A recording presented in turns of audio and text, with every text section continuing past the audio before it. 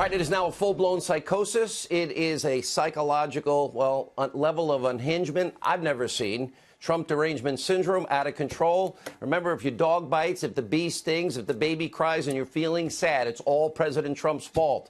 If he literally cures cancer, they will never give him credit in the media. Now, according to the editorial board of the New York Times, Hurricane Florence is also President Trump's fault.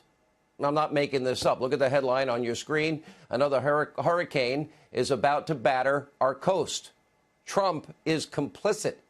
The Washington Post, by the way, not the New York Times. Believe it or not, that headline, it's not just clickbait. The Washington Post actually laid out a case in the editorial for why President Trump is responsible for bad weather. Look at this quote. When it comes to extreme weather, Mr. Trump is complicit. He plays down humans' roles in increasing the risks, and he continues to dismantle efforts to address those risks. Not only is the claim totally absurd, it's also factually wrong, not that they really care. The American Enterprise Institute.org, AEI.org, they put out in President Trump's first year in office, the U.S. reduced CO2 emissions more than any other country in the world. So Trump derangement syndrome is now reached a new height. These people are just downright sick in their obsession to hate the president. The slogan from the Washington Post is, democracy dies in darkness. Sadly, the final nail in the coffin for democracy, journalism, if you will, is the kind of blinding anti-Trump hatred that is on display from them and all their friends in the media almost every day. Now, maybe instead of blaming President Trump for bad weather and a hurricane, maybe the mainstream media could focus on the biggest abuse of power scandal in our history.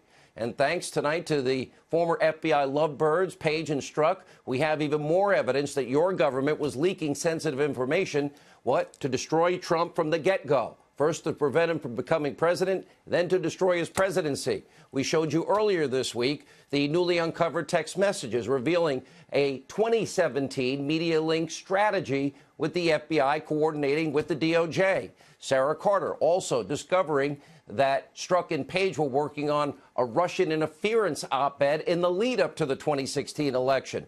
So there was leaking not only by the FBI and the DOJ before the election, again, to prevent Trump from winning, after the election to destroy a duly elected president of you, the people.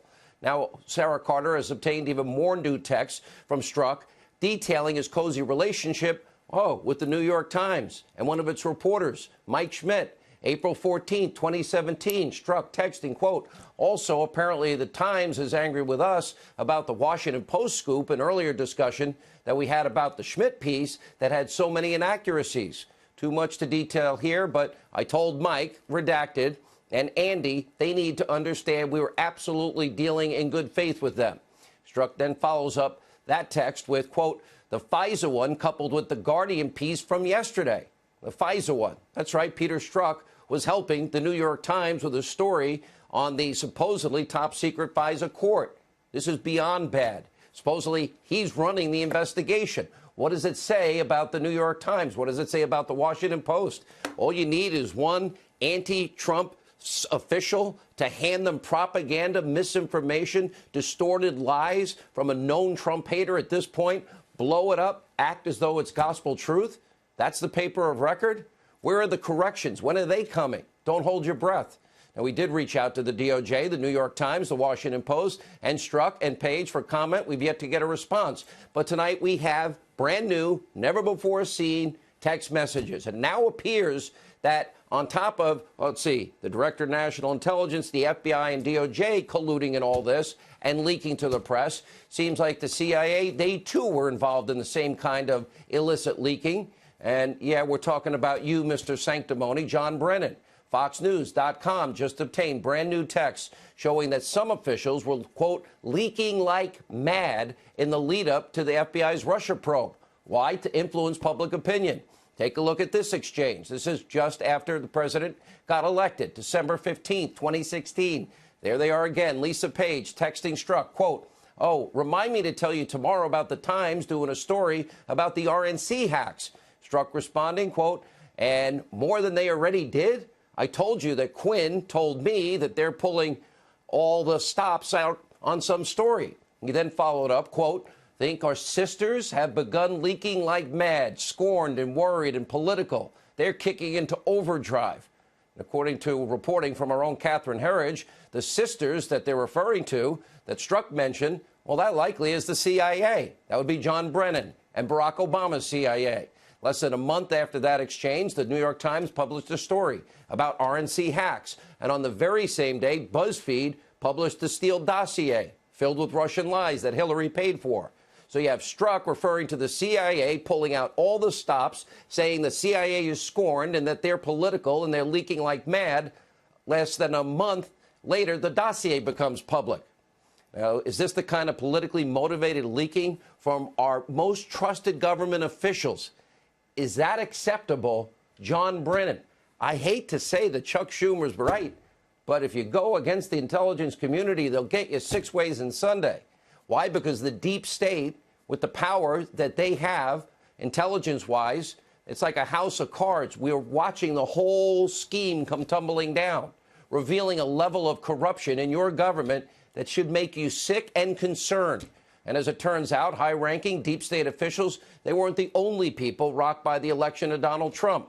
Look at Breitbart.com. They obtained official video from inside a 2016 company-wide meeting at the tech giant Google. This was following Trump's win. Now, if you thought the good people of Google weren't biased and against all things Trump, well, this should make you think again. Let's take a look. You know, let's face it, most people here are pretty upset and pretty sad for because of the election. That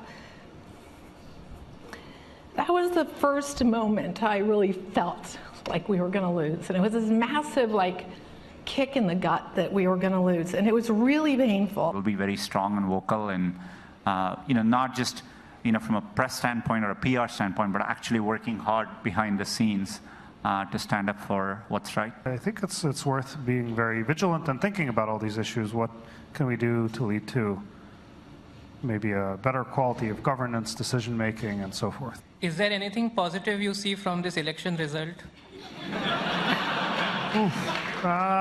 Boy, that's a really tough one right now. Google, fair and balanced, just like the New York Times and the Washington Post, and just like all those deep state actors. They responded to the release of that video in part, quote, nothing was said at that meeting or any other meeting to suggest that any political bias ever influences the way we build and operate our products. And of course, judging from what we just saw, well, we could show you an hour more of exactly the same thing. Virtually nobody, at least no one in a position of power at Google, wanted Donald Trump to win. Sounds like the CIA, FBI, DOJ, and, yeah, the Director of National Intelligence under Obama.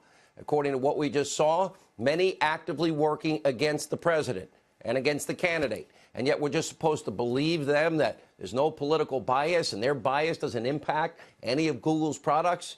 They literally held a funeral for our country at a company-wide meeting the day after Donald Trump won.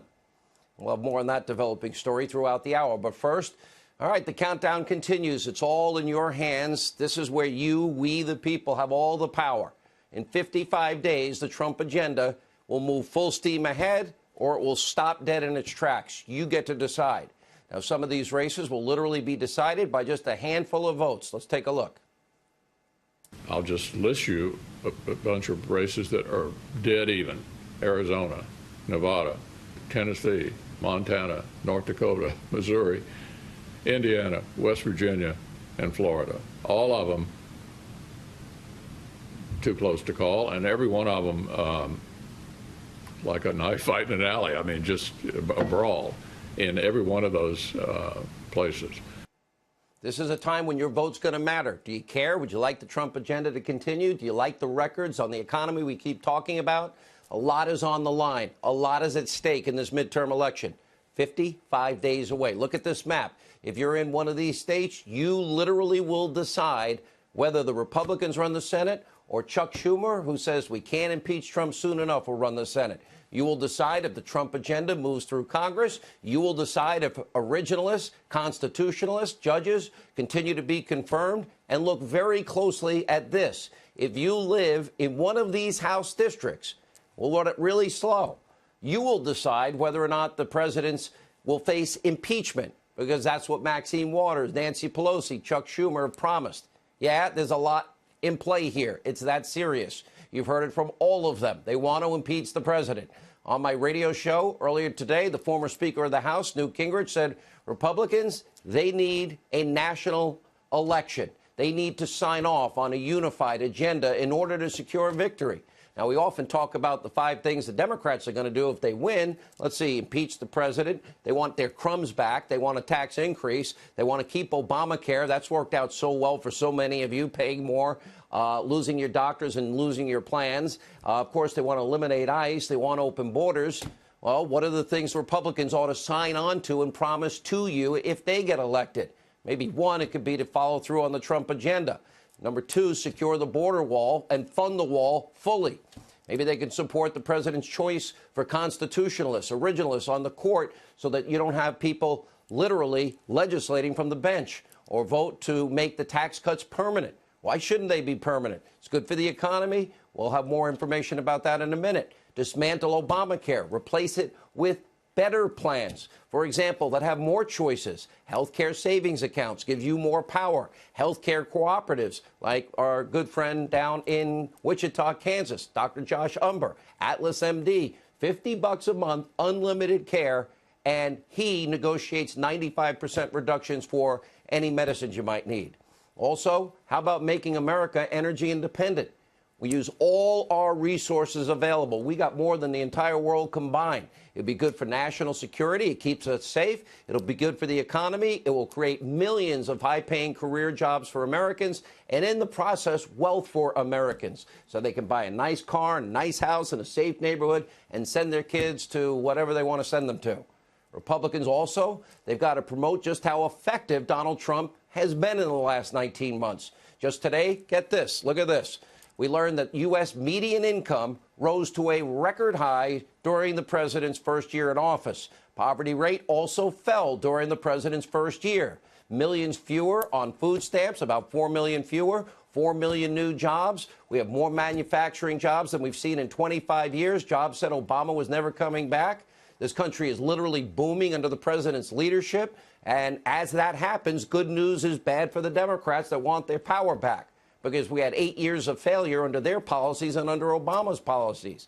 And on top of that, guess what? America could still be even more prosperous. 14 states, record low unemployment for African Americans, Hispanic Americans, Asian Americans, 65-year low for women in the workforce, youth unemployment, 55-year low. On top of this, watch all the left, they're getting unhinged. They are desperate. You got a guy in California actually trying to stab a GOP congressional candidate at his campaign stand.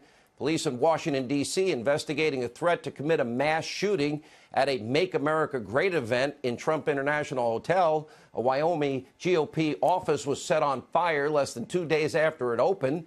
Senator Susan Collins, she's received over 3,000 coat hangers as she prepares to vote in the confirmation of Judge Kavanaugh. And her staff has reportedly been receiving vulgar and threatening phone calls and promises to fund any opponents she may have. Not a good climate for people that support Trump. The rhetoric on the left, I don't blame those people, but certainly it's having an impact on those that have a tendency to be crazy.